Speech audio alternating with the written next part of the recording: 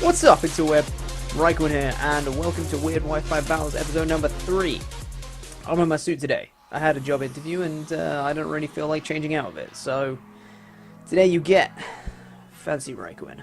Anyway, today I'm going to be bringing you a very, very weird team in UU, and this is a mono choice team. Fun. I actually did a long time ago, actually. I think it was in like September, October time. I did a showdown session with a mono choice team in UU, and this one is based off that, but it's had a couple of changes because obviously tiers have changed since then, so changed up the Pokemon a little bit. So let's get into the team. I'm going to be bringing a Specs Galvantula. By the way, mono choice team means every single Pokemon has a choice item. I have 2 Specs, 2 Band, and 2 Scarf. So we have a choice Specs Galvantula with Compound Eyes with Thunder, Bug Buzz, Volt Switch, and Energy Ball. Max Speed, Max Special Attack, Timid. I have a Scarf Crobat. Nothing else beats a Scarf Crobat. Oh my goodness, that's ridiculously quick. With Infiltrator, with U-Turn, Brave Bird, Cross Poison, and Zen Headbutt. Max Attack, Max Speed, Jolly. Then I have a Banded Chesnaught with Bulletproof, with Seed Bomb, Drain Punch, Earthquake, and Iron Head. Max HP, Max Attack, Adamant. Then I have a Specs Slowking, which is ridiculously powerful. We have a Specs Slowking with Regenerator, with Scald, Psyshock, Ice Beam, and Grass Knot, Max HP, Max Special Attack, Modest. Then we have a Scarfed Chandelure with Flashfire, with Flamethrower, Energy Ball, Shadow Ball, and Psychic. Max Speed, Max Special Attack, Timid. And then last but not least, we have a Choice Banded Cloyster with Skill Link, with Icicle Spear, Rock Blast, Ice Shard, and a move that I can't see, Poison Jab. Good thing I'm prepared. Max Attack, Max Speed, Adamant for this Cloyster. Cloyster's there for a bit of a bluff, thinking I'm going to go for the Shell Smash and I'll just pop him with Choice Banded Icicle Spear. Like, it's ridiculously powerful.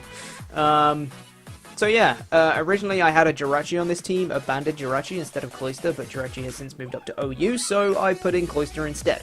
So yeah, that's the team. This is going to be a lot of fun, hopefully, and I'll see you guys in just 2 seconds with the match, and this is actually a really fun match. So today I'm going to be facing Erasthamus, Ethan. He's in the PPL along with me, the Pokemon Premier League, and he's bringing an interesting team as well. Links will be in the description for him. Make sure to go check him out. And he's bringing Yanmega, Absol, Doublade, Swampert, Tentacruel, and Electros. Now, this is a really interesting team, and I was worried of the speed boost on Yanmega because it outspeeds my Scarfers, etc. After it gets up a couple.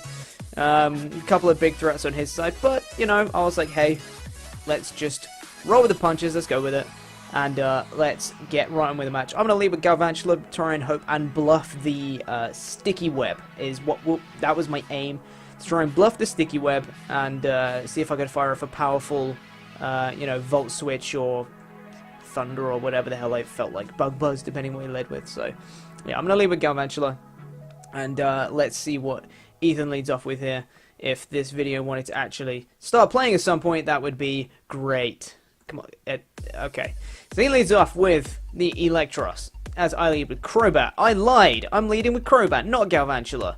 It's because I can get a Scarf U-turn off, and it's quicker than pretty much everything. And I hit that Electros with that U-turn, and I know he's going to go for the Volt Switch, so I go into Chesnaught to try and take up that Chesnaught. Here comes Chesnaught. Look at that beast. Just look at him. He is just too powerful. I love that guy. He's going to go for the Volt Switch, as predicted on the Chesnaught. Not going to do a damn thing. Max HP, and you know, no special defense investment, but max HP, and it's resisted. Now he's going to go into his Yanmega, and I was very worried here, knowing he could start setting up Speed Boost. So I'm going to switch into Crobat, knowing I can take any one hit from this guy. If he wants to protect or he wants to go for a move, I know I can take it. He does go for the Air Slash, and I can take it. Now he's going to get off a Speed Boost, and he's probably going to think that he can outspeed me this turn. But no, my Scarf Crobat still outspeeds Yanmega. So I'm going to be able to fire off a Brave Bird and just completely screw up this Yanmega and pop it straight up, because I did not want him setting up Speed Boost, and I was very happy I managed to take that guy down.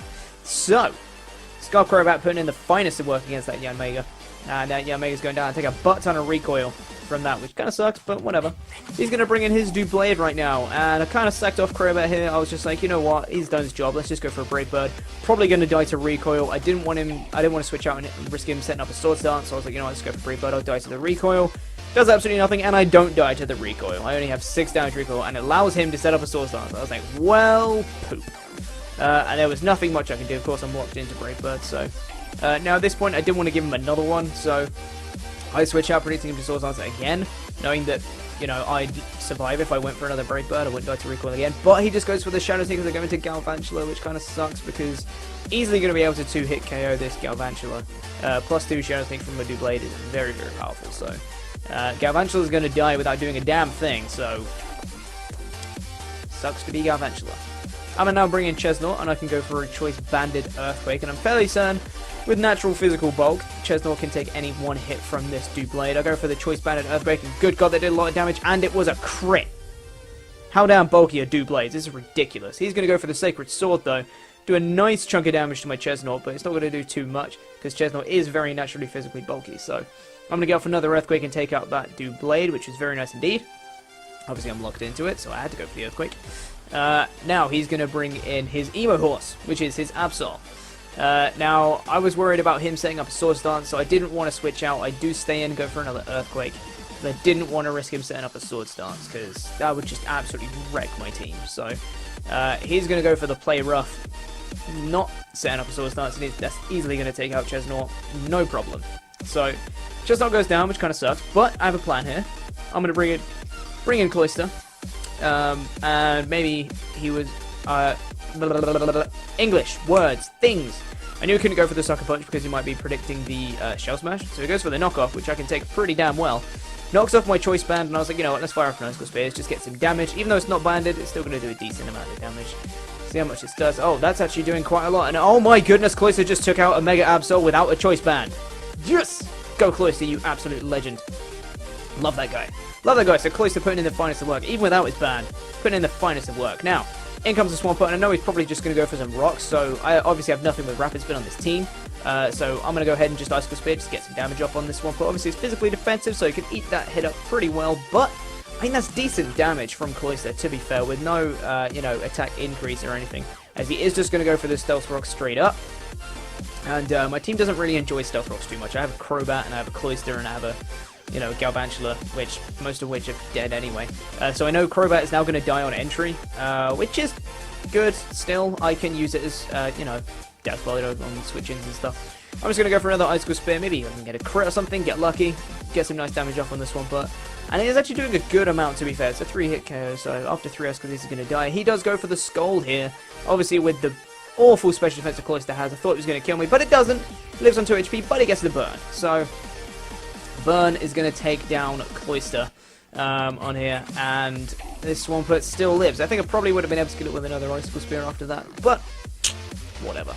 Is what it is. The burn takes out Cloyster. Now, at this point, I'm going to bring in my Slowking. And I do carry the Grass Knot in this Slowking, but I did not see a point in going for it because it didn't hit like any of the rest of his team. So, he's going to go for the Earthquake and outspeed my Slowking. I'm going to lock myself into Psyshock.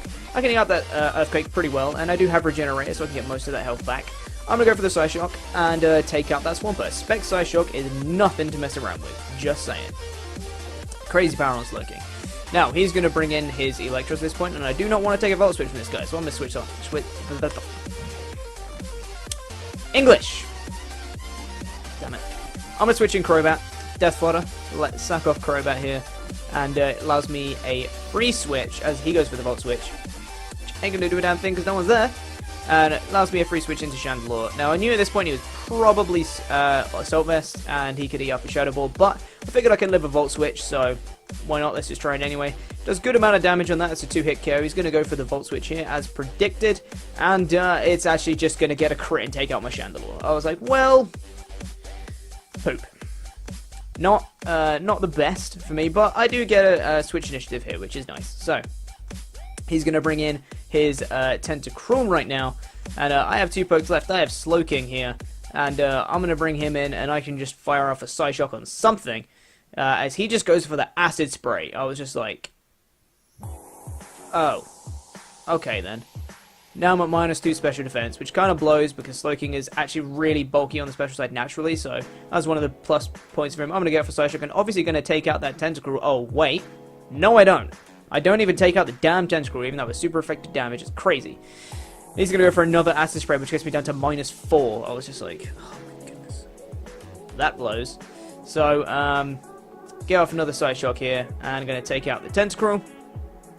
And, did I say I had 2 pokes left? I think I might have been lying. Anyway, he's going to bring in the Electros, and he's just going to be able to take out my Slowking with a Thunderbolt, because I'm at -4 special defense, and I'm pretty sure that is the game. So yeah, I lied when I said I had, he gets a crit, of course, to finish it off. Not that the crit mad, but gets a crit anyway. And that is the game against Ethan. I did lose 2-0, I believe. Oh, no, it was 1-0. 1-0. It was 1-0 against Ethan, so very close game. Thank you very much, Ethan, for the match. Make sure to go check out Erasthamus in the description. Fellow member of the PPO, the Miami Rotom Heat is his team. So make sure to go check him out. Thank you for watching this episode of Weird Wi-Fi Battles. I hope you enjoyed. Also going to leave a battle at the end that I was going to do, but I'm not going to put commentary of it. I just want to show you guys, it was the haxiest of haxiest battles. It was against Hank the Pidgey, and it was just hacks upon hacks upon hacks. It was just absolutely ridiculous with the same team, with the choice team. It was just ridiculously hacksy. So I'm just going to have like a sped up battle at the end of the video, which you guys can watch, and just for your amusement, it's going to be funny. And of course, my camera takes this opportunity to stop recording, because my camera is amazing, apparently. Oh my goodness, my damn camera. Okay, so, thank you for watching this episode. If you enjoyed, please make sure to leave a like, leave a comment, leave a sub, all that usual stuff, you know. If you feel like it, you can subscribe. Keep up to date with future videos and future episodes of Weird Wi-Fi Battles. If you have any suggestions for sets you'd like me to see, I've been getting some really cool suggestions, especially from Jedi. Thank you very much, Jedi, for some really cool set suggestions. I'll be using them after episode 5. I have my team sorted until episode 5, and after that I'm going to start taking viewer suggested sets. So we'll see how those come into play. So please make sure to leave a comment with a set if you have it. If you want to see something really weird, either leave just like a Pokemon and just say, hey, I want you to use, you know, Aromatisse, but offensively, and I'll try it. Or, you know, just something random. Or you can suggest an actual set that you come up with, an idea that you want to see put to work, then I'll try it. So, yeah, do all those things I just said. And I will see you next week for Weird Wi-Fi Battles episode number 4.